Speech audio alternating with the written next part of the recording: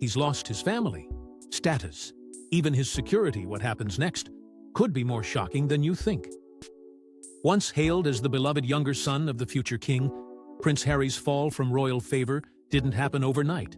It unraveled, piece by piece, like a carefully constructed facade finally cracking under pressure.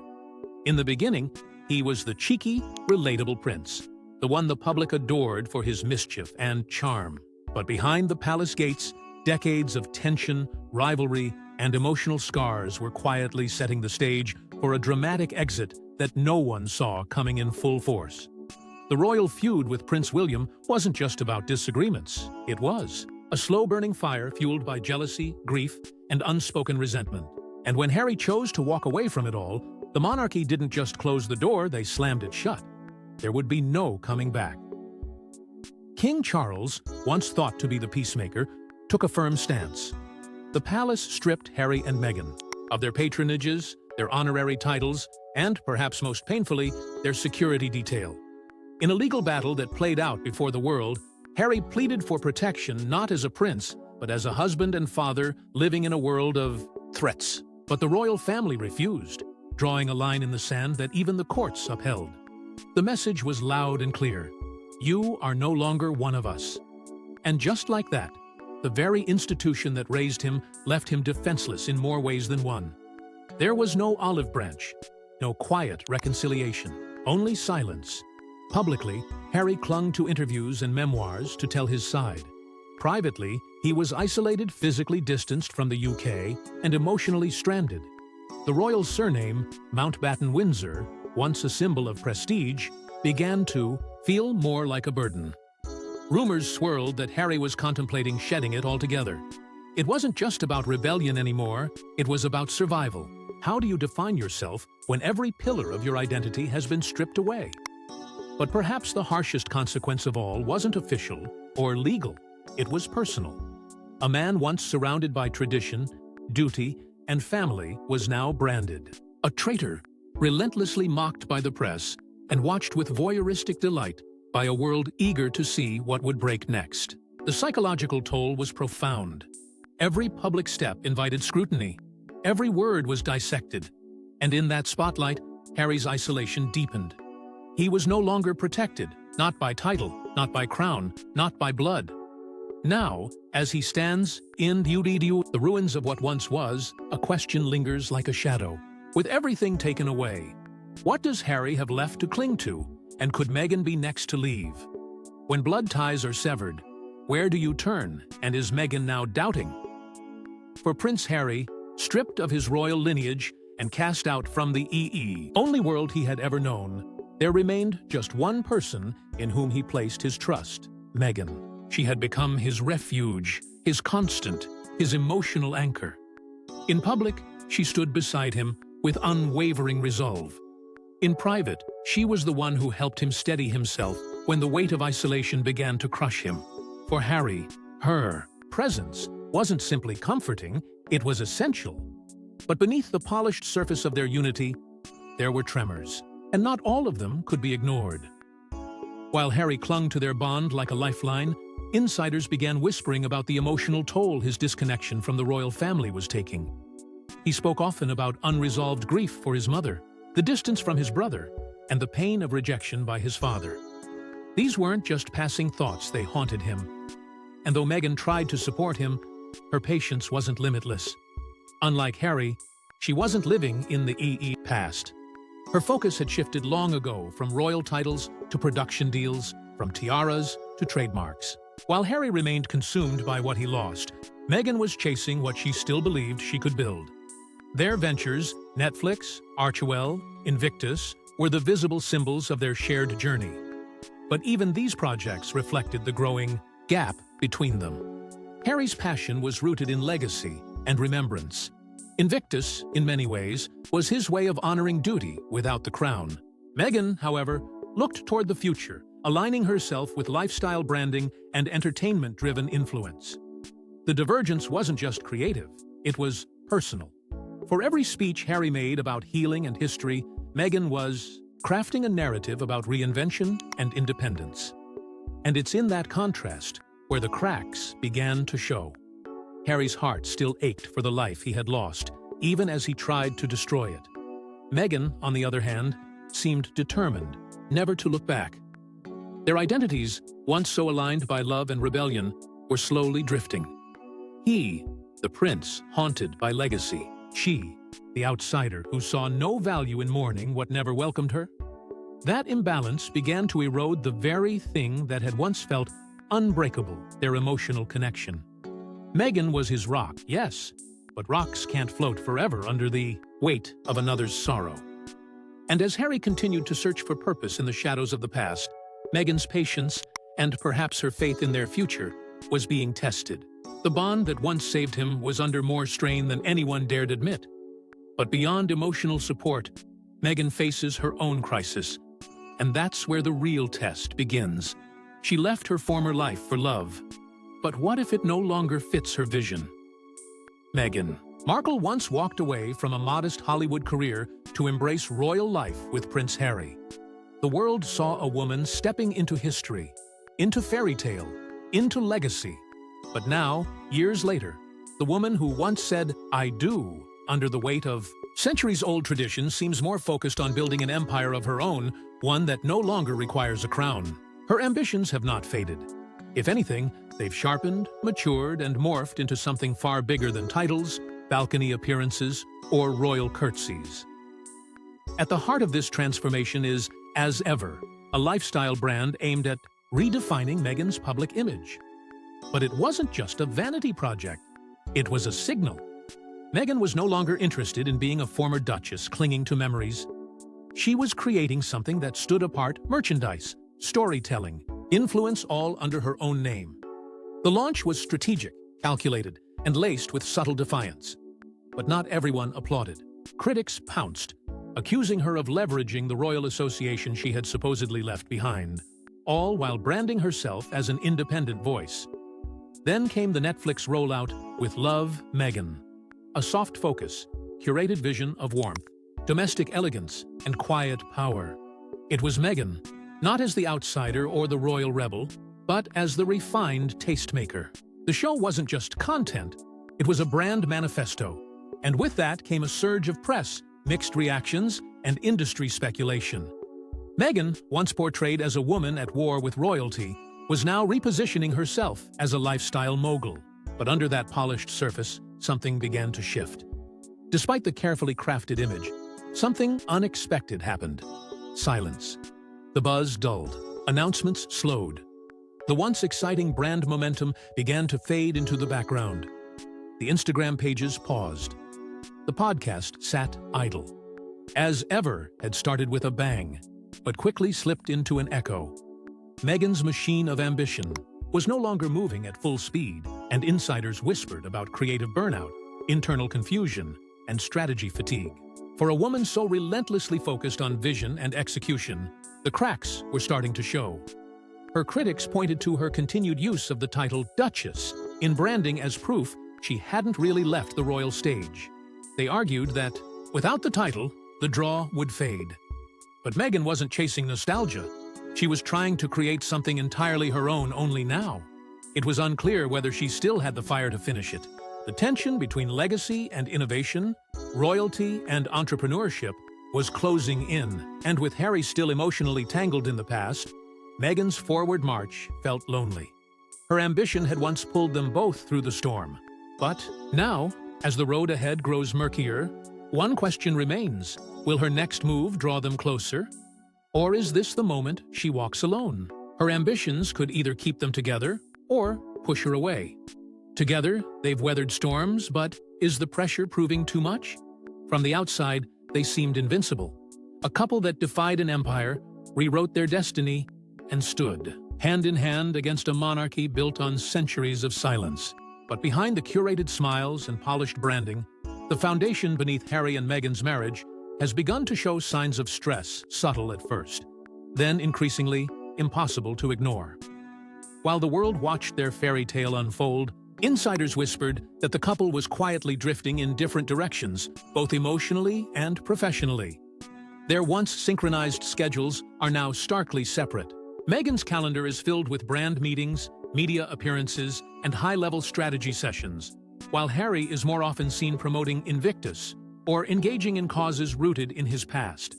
These aren't just professional differences, they are symbolic of a deeper shift. Meghan, ever pragmatic, is focused on building something tangible. Harry, lost in his emotional battle with the past, is still searching for meaning.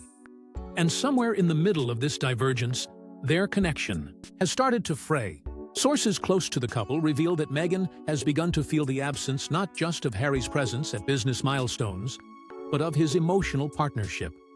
He's physically there, yet mentally distant, often consumed by interviews, lawsuits, and the lingering shadows of a royal life he both resents and mourns. Meghan, once his fiercest protector, is now left to carry the weight of their empire alone. And when support turns to solitude, even love can start to feel like a burden. It hasn't helped that the media has latched onto every moment of separation, stoking relentless divorce rumors. Tabloids speculate on icy silences, missed anniversaries, and insider leaks.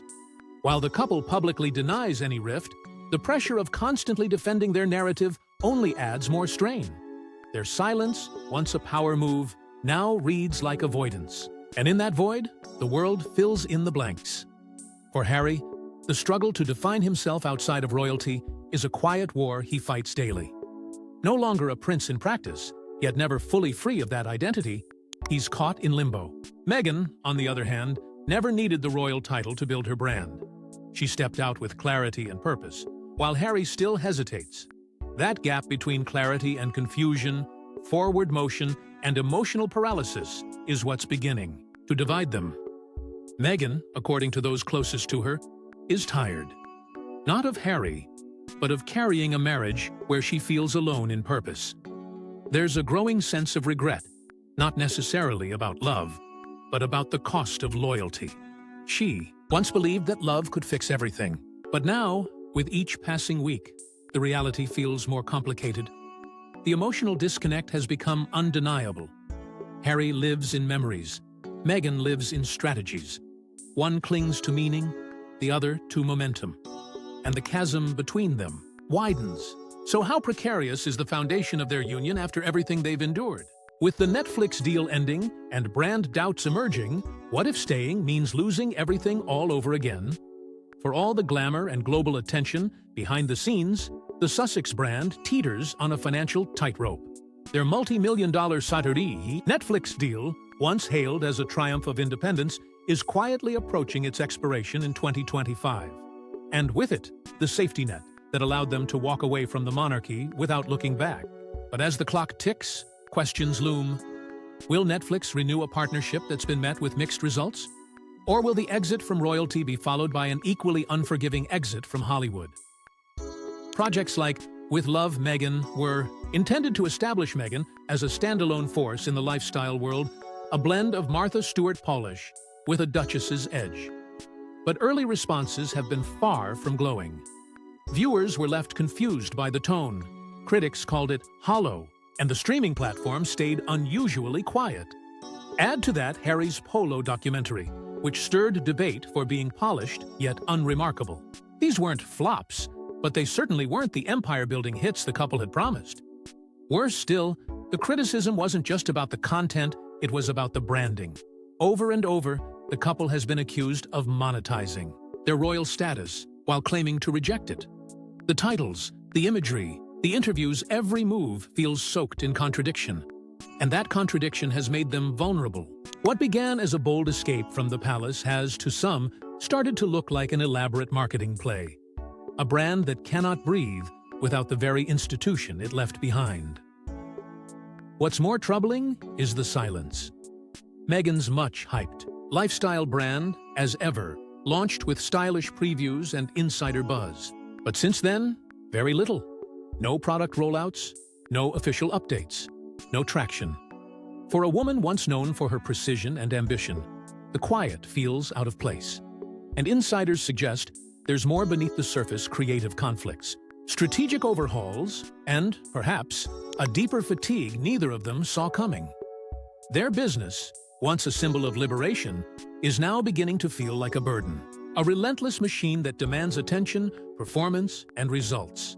And in that grind, Their relationship is being tested in ways they hadn't prepared for. Financial uncertainty has crept in. Questions about sustainability, relevance, and public interest are no longer whispers, they're headlines. And for a couple already weathering personal turmoil, the pressure to make their brand work is no longer about legacy, it's about survival. As the money hangs in the balance, personal decisions begin to shift even more harshly. They left the nest, but some things follow you no matter where you go. When Harry and Meghan turned their backs on royal life, they believed they were trading palace politics for peace. But in reality, they only swapped one kind of pressure for another quieter, perhaps, but far more insidious. Because while the tabloids have obsessed over their every move, the real tension brews behind closed doors, where family fractures continue to deepen, and their children are caught in the crossfire of legacy and identity. Even something as routine as obtaining passports for their children has turned into a quiet war. The delays weren't just bureaucratic, they were symbolic. A subtle reminder from the institution they tried to leave behind that titles, protection, and status still hold power, even when you pretend they don't. These roadblocks weren't only about logistics, they were about leverage.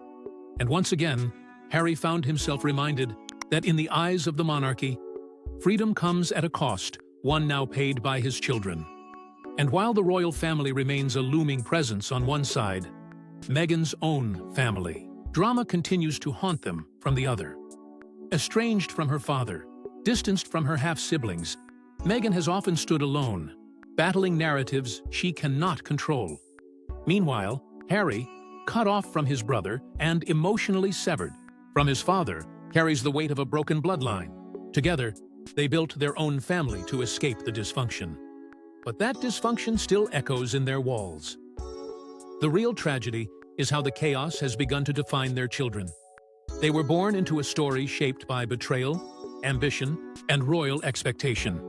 And now, they must navigate an identity neither British nor fully American, tied to a legacy they never asked for, yet can never escape. The fight over titles, whether Archie and Lilibet should be called Prince and Princess, only amplifies the confusion. Are they royals in exile or symbols of a new era? No one seems to know, not even their parents. And then there's the pressure, silent, mounting, relentless to preserve something of value for the next generation.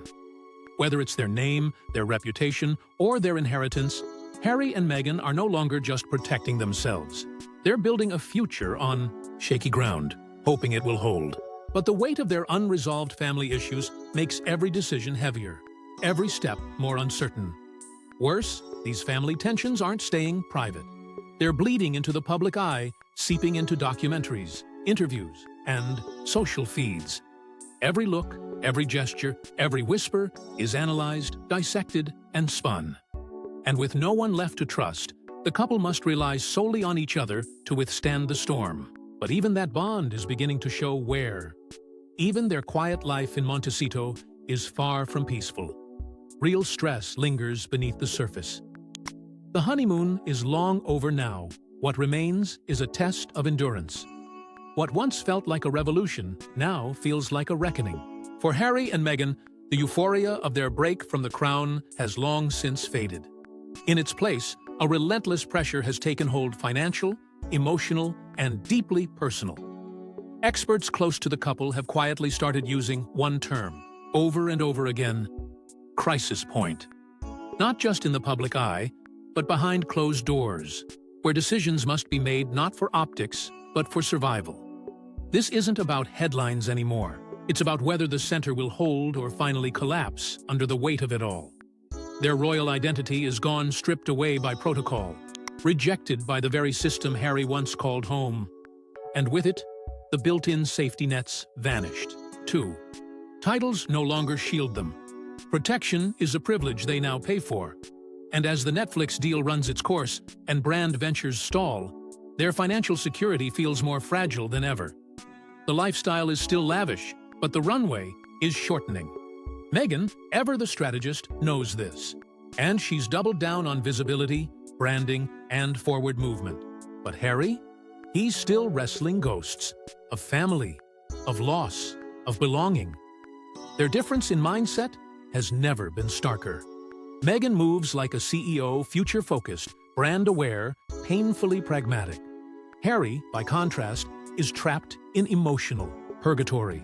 He wants to move on, but everything around him is a reminder of what he's lost. Every podcast, every documentary, every press moment has kept him tethered to the trauma.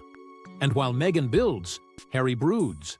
That imbalance is starting to feel less like a temporary phase and more like a permanent divide.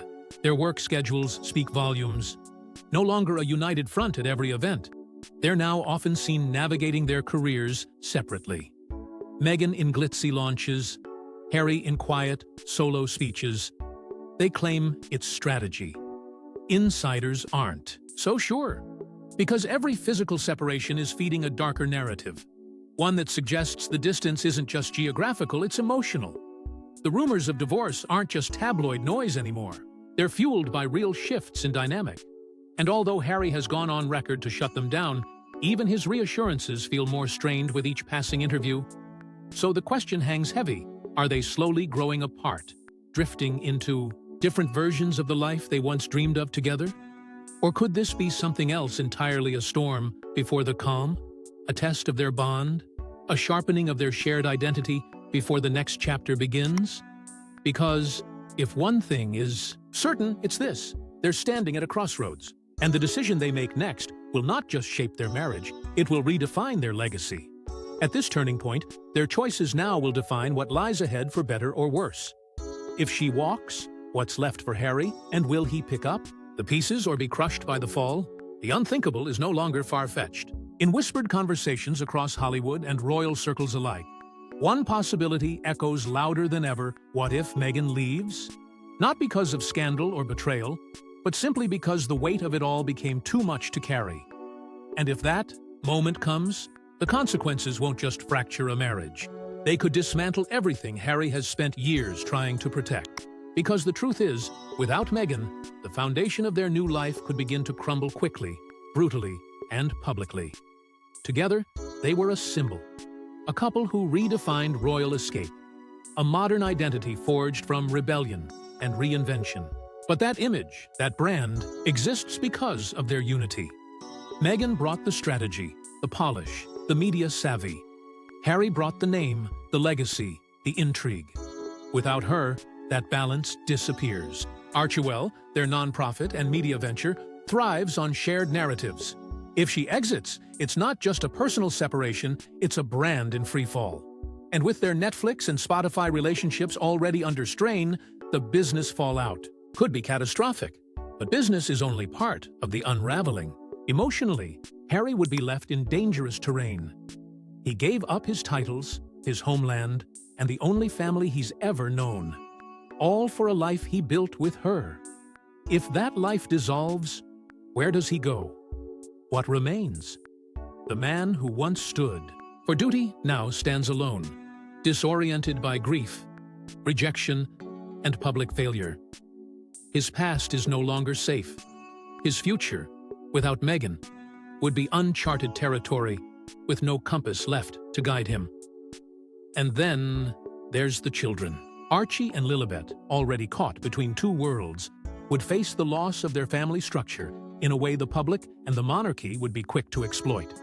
The very idea of Meghan leaving their lives, even partially, would reignite debates over custody, titles, and identity.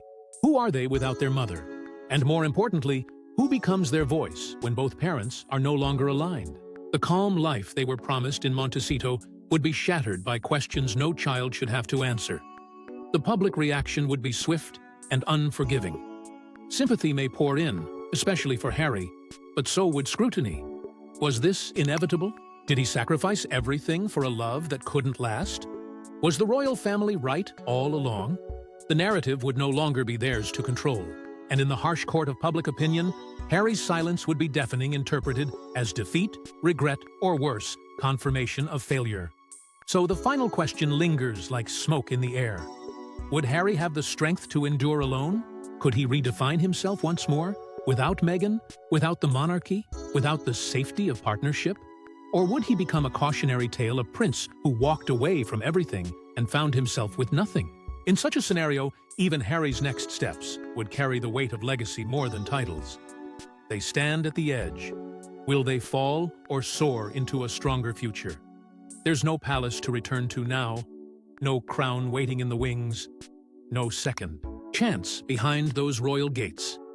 Prince Harry and Meghan Markle have walked too far from tradition, too deep into reinvention, to ever go back. What lies ahead is uncharted and unforgiving. And as the spotlight tightens and their world continues to shift beneath their feet, one truth becomes unavoidable. They must transform, or risk everything collapsing around them. For Harry, the only meaningful path forward has always been one of purpose. Stripped of royal duties, he found fragments of himself in activism, in service, in fighting for causes that echo his mother's compassion. But good intentions don't pay the bills. And with every move scrutinized and every word weaponized, his passion often feels buried beneath headlines that question his relevance. His identity now hinges not on birthright, but on what he can still stand for. And that's a far more fragile foundation than any royal title. Meghan, on the other hand, is standing at her own crossroads. Her next move could define not only her future, but the fate of the entire brand they've built together. Stay, and she doubles down on a shared legacy shaped by resistance and reinvention.